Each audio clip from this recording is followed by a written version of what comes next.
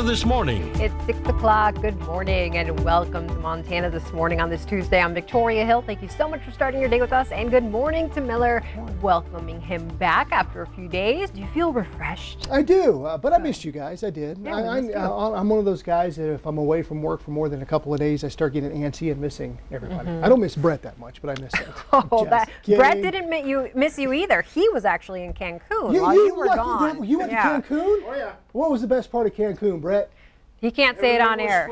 Everything was free. That's why I can't say it on air. There you go. Cool. Well, glad to have you back there, buddy. That's awesome. You're looking good. Got the tan going on. Man, I'm jealous, boy. He should be up here doing weather instead of me. Much better to look at, I'll tell you. Stockman Bank weather cam. You know, we do have a little bit of surface smoke out there.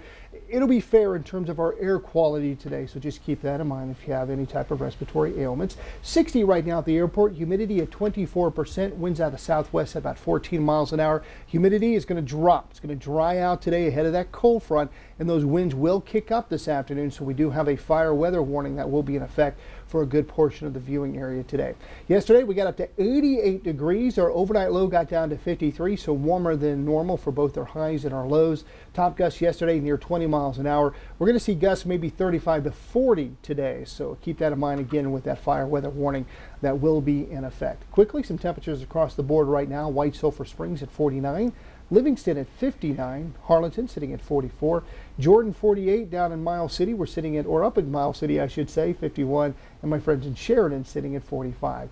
Highs today moving west to east. You can see where that cold front's going to kick in quicker than what we'll get here in Billings. White Sulphur Springs maybe in the low 60s today.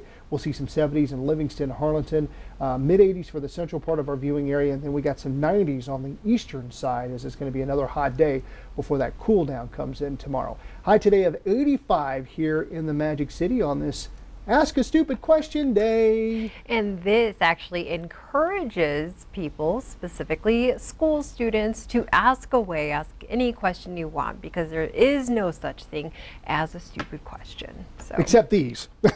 Oh, okay. Well, Miller has some. I asked these on my Facebook page. If you go to meteorologist Miller Robson, you can join in on the fun. What's the stupidest question you've ever asked? Joy says, is it Friday? You ever had that? Or I always like to say, if something goes wrong, is it Monday? Yeah. All right. And Leslie, this one's a funny one. She used to live in Alaska, and she's been asked, did you live in an igloo? And did you, and did you have indoor plumbing? Yeah. It's funny what people think about, you know, some of the more remote areas like Montana and Wyoming, and even in Arizona. When I lived in Arizona, I had an uncle who lived there, and we were like, what's it like? Is it just desert? And do you have stores? And do you have stores? Yeah, that was a real thing. Yeah. Do they have stores? Yes, they do have stores. Lots of them. All right, kids, so don't be afraid to ask your question, because chances are that there's another student somewhere in the classroom wondering the same thing, and it'll help clear up any confusion or doubt that you have in your mind. So, all right. I'm stunned that Arizona has stores. Yes, they do, yeah. Okay. And we still ride around in wagons here in Montana. All right, Miller, I'll give it to news. Thanks. Okay. We begin here in Billings, where federal investigators are trying to determine what led to a deadly weekend plane crash south of town. Husband and wife Rob and Pam Stevens died, and their son Riley was badly injured when their plane went down off Jellison Road near the landfill. The Stevens owned Mission Aviation, a flight school on Laurel Road. The crash happened Sunday evening around 7 o'clock. The National Transportation Safety Board and FAA are now investigating. According to a member of the family, Riley Stevens has burns on 70% of his body. He is in a Salt Lake City hospital and will undergo several surgeries. It is a major week in D.C. The debt ceiling, a government shutdown, and 2 pieces of President Biden's agenda are all up for votes this week. Yesterday, Republican leaders vowed not to increase the debt ceiling. CBS's Laura Podesta tells us what it means going forward. The motion is not agreed to. Senate Republicans blocked a bill last night to keep the government open and also prevent a federal debt default. We will not provide Republican votes for raising the debt limit. Congress has until Friday to prevent a government shutdown. Republicans objected to Democrats tying it to an increase in the debt ceiling, a necessary effort that allows the U.S. to continue paying its bills. Social Security checks, Medicare benefits, veterans benefits, small business, all this and more are now on the chopping block. The Senate could bring the funding measure back up for a vote this week without the debt ceiling extension, which isn't needed until mid-October. We will support a clean continuing resolution. Congressional Democrats are also hoping to pass at least part of President Biden's agenda later this week. I think things are going to go well. I think we're going to get it done. The plan contains more than $4 trillion over 2 bills. One is for infrastructure like roads, airports, and broadband access. That billion-dollar bipartisan bill is up for a House vote Thursday. The other includes universal pre-K, lower child care costs, and paid family and medical leave.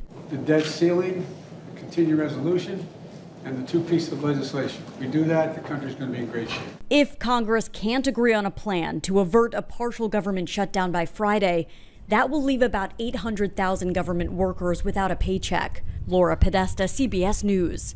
The infrastructure bill has already cleared the Senate, but some progressive Democrats in the House say they need the social spending bill passed before they agree to vote on infrastructure. All these moving parts are expected to continue to shake out over the next few days. Continuing our coverage, NTSB officials say they are committed to taking actions to prevent Amtrak derailments in the future following a fatal accident along the High Line over the weekend. Federal investigators made it to the scene yesterday and are trying to determine how it happened. They're also looking into what led to the 3 deaths and dozens of injuries and whether seatbelts could have prevented them. The westbound train was on its way from Chicago to Seattle. And authorities have identified the people who died in the derailments. Marjorie Varnado and Donald Varnado were husband and wife. They were in their 70s and lived in Georgia. Zach Schneider was a 28-year-old from Illinois. Montana officials say it is extremely important to get the rail line back up and running as soon as possible. It was built in the 1800s and has been an important job creator for people in that part of the state ever since. The line was taken over by Amtrak in 1971 and for the last 40 years has been the only passenger train running through Montana. An expert with the Western Montana Railroad Historical Association spoke about Amtrak's impact on the High Line and how rare accidents like this really are. Buses are almost non-existent. Flights out of the High Line are almost non-existent. So they're reliant on the railroads, especially lower income people and retired people. That line is very heavily used and very heavily maintained. To have any kind of an accident at all is really unusual. It's really sad anytime there's a loss of life. Luckily, the locals came together and did the things Montanans do best when it gets tough, is rescued people. The specific train that derailed is known as the Empire Builder. It's a name that dates all the way back to the 1800s when the line was maintained by Great Northern. The nationwide worker shortage could cause serious problems on Montana roads this winter. MTN's Marion Davidson talks with the Montana Department of Transportation to find out more. Winter is never far off here, and the Montana Department of Transportation is preparing for snow. MDT is responsible for plowing 25,000 lane miles of highway. And right now, they're also desperately looking to fill more than 100 open snowplow driver positions across the state. So what does it mean for Montana roads if those positions aren't filled this winter? I met up with the MDT Maintenance Division to get a look at the snowplows, find out how they keep them operational, and the important role they have in keeping the state driving. For commerce, for goods and services to move across the state, these are critical positions. Keep the roads open, and for people just to go about their business and their recreation activities, their work. And those drivers don't just make one pass over those 25,000 lane miles during a snowstorm. Say snow falls across the state, and those drivers need to make 10 passes. That means, collectively, those drivers traveled the same distance it takes to reach the moon. In a really bad snow event, they'll collectively plow millions of miles of roadway. Techs and maintenance workers I spoke with say, depending on the storm, driving a plow can be a lot of fun. MDT fabricates their own plows and have come up with innovations to help address Montana's winter roadways. But those harsh conditions can take a toll. You take one of these trucks that has 100,000 miles on it. That would equate to almost 500,000 on a road truck that you see going down the interstate because of the weight, the abuse, the salt, the sand. Right. We lose a truck, that now means more pressure on another guy to cover another lane, another area. MDT has 17 shops across the state to get plows repaired and back on the road as fast as possible. In fact, many of the maintenance workers started out as seasonal snowplow drivers. So, who makes a good snowplow driver? Well, someone who's dedicated. After all, they are the earliest first responders to a winter storm. I mean, that's why they're out there every day. They're not out there plowing roads for themselves to get around. They're plowing it for the citizens of Montana, for people traveling through Montana, to be able to get where they need to go. So their dedication is tremendous, and it's essential to keeping people traveling throughout Montana. MDT says plow drivers will always work hard to get to the roads that need plowing the most. But what happens if those positions aren't filled? Well, fewer drivers mean some roads may see fewer plows, and some roads may even need to close until a plow can get there. In Helena, Marian Davidson, MTN News. On to the latest on the pandemic now. Montana recorded 28 COVID-19 related deaths in its most recent report. 3 of them were here in Yellowstone County. Meanwhile, state health officials are looking into the importance of the vaccine. They say more than 89% of cases and over 88% of hospitalizations in Montana were among people who were not fully vaccinated. Those statistics are based on data from February to July of 2021. Currently, 53% of eligible Montana residents are vaccinated. President Biden got his coronavirus booster shot yesterday on camera. At age 78, the president falls under the part of the CDC's recommendation that everyone 65 and older should get a 3rd shot.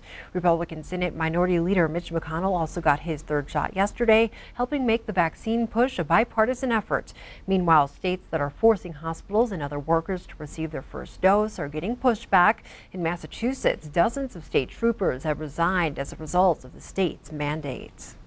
Pfizer is working on a new drug that aims to prevent infection of COVID-19. The company just started its mid-stage study on its oral antiviral drug. The trial will test the pill along with a low dose of ritonavir, which is widely used in HIV treatments. This trial involves adults who live in the same home where someone is infected.